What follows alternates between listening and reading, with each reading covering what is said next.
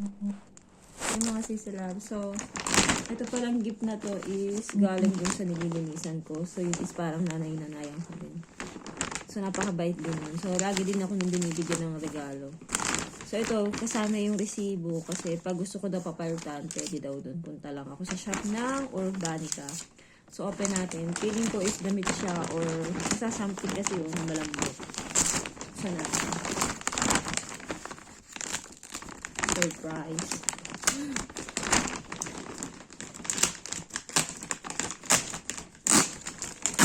Pero hindi nakalagay dito kung magkano.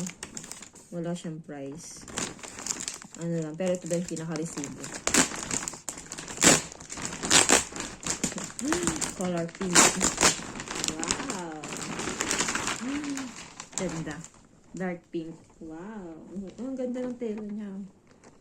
Saktong-sakto sa taglamig. Wow. Ano size to?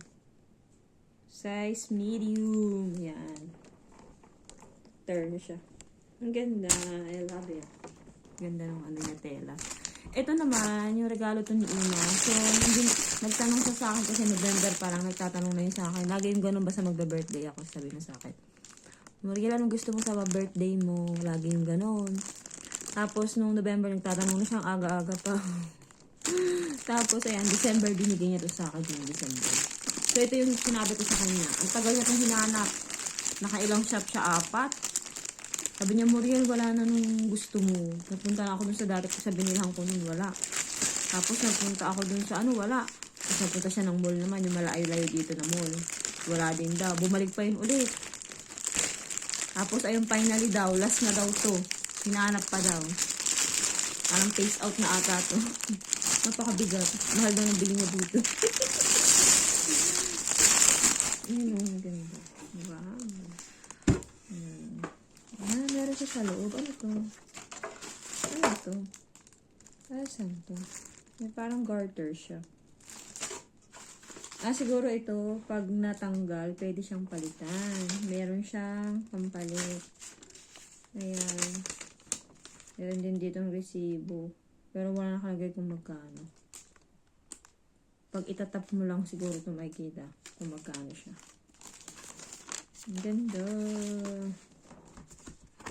Guarantee. Meron siyang guarantee. Coating, body.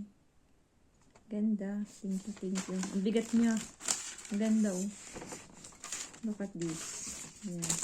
Meron siyang pampalit dito. Pag siguro hindi na siya maganda, ayan. Meron siyang kapalit. Ganda. Thank you, Ina lang. Ako daw kasi ang anak niyang babae.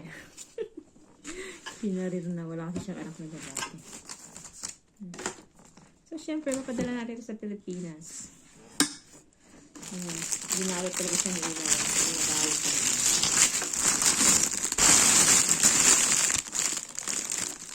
So, yun lang. Ito yung natanggap ko ng mga regalo ngayong birthday ko. Kahapon pa. Pero matagal na itong binigay sa akin. December pa lang. Binigay niya na ito sa akin. Sa totoo lang, ang dami ko nung naipon na gamit dahil kay Ima. So, yun lang. Medyo tinatamad kasi ako ngayon masyadong basta. Hindi ko feel ba na Tadan! Tadan! Bigay ng dalawa kong nanay dito.